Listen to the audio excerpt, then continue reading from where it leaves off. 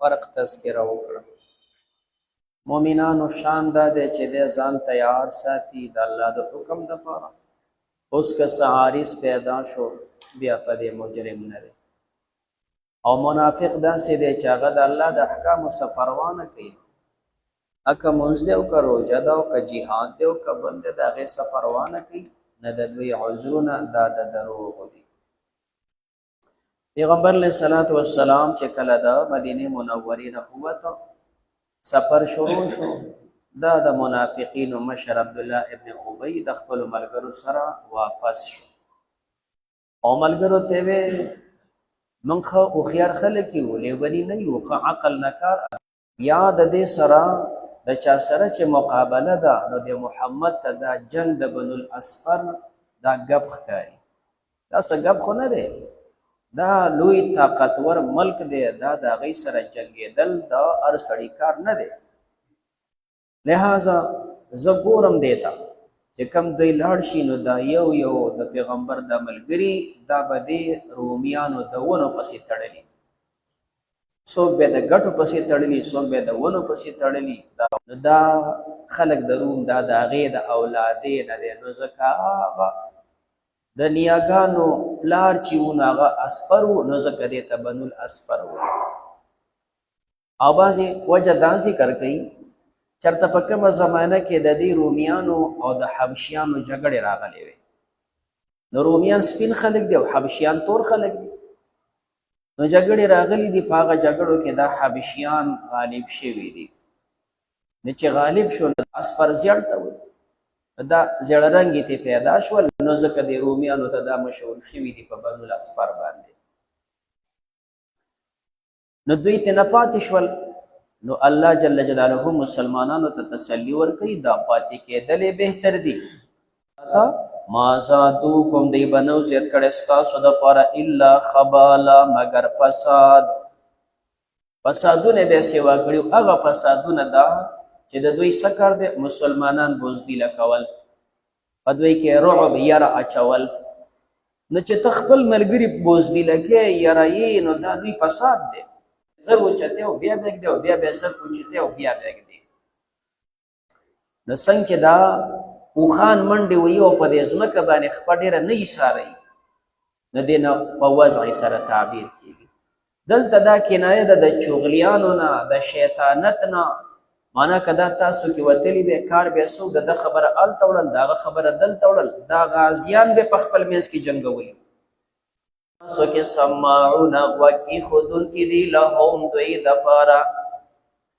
څه داسې دي چې تاسو په دې جماعت کې اوس هم منافقان شته، هغه خبرې اوري او دا خبرې هغه کافرانو ته رسوي. یا مراد د سماعون ساده مسلمانان دي.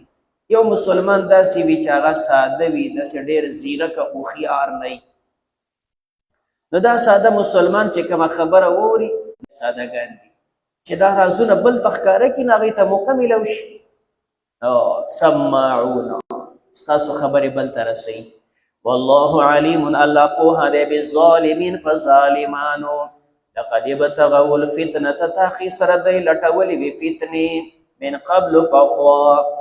دا اوسنۍ موقع نه ده چې تبوک ته روان شو دی ګینې فتنې لټوي، پخوا نه وي، نه پخوا مو هغه وخت کې چې لا تاسو کمزوري وي دا منافقین تاسو سره ملګري نو که دلته واپس شول.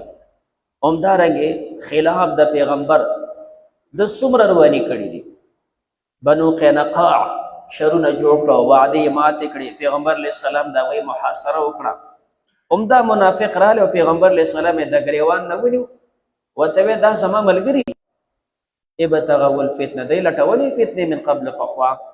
وقلبوا لك الامور جوړ کړي دي ستا دپاره کارونه، مختلف شرونه فسادونه لټولي. حتی تر دې جاء الحق چې رالی حق وظهر امر الله ښکاره شو امر د الله، الله خپل دین غالب کو.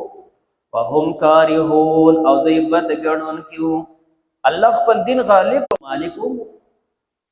پیغمبر علیه السلام خواته رالی کېناست، اوس دروغو بانې ورته کوي. نبی علیه السلام ورته ویل که جله زه چې درته ګورم نو ډېر ښه مالدار یې، ښه وس دې کېږي، ځان تیار که ولاړ شه غزا ته د مسلمانانو سره. الله مخه د غزا پیدا کړ، الله به کامیابی راکړي او د هغوی نه به دا وینځې په قید کې راوالو، ځان پسې به یې وینځه کښېنه او را روانه کړي به دي.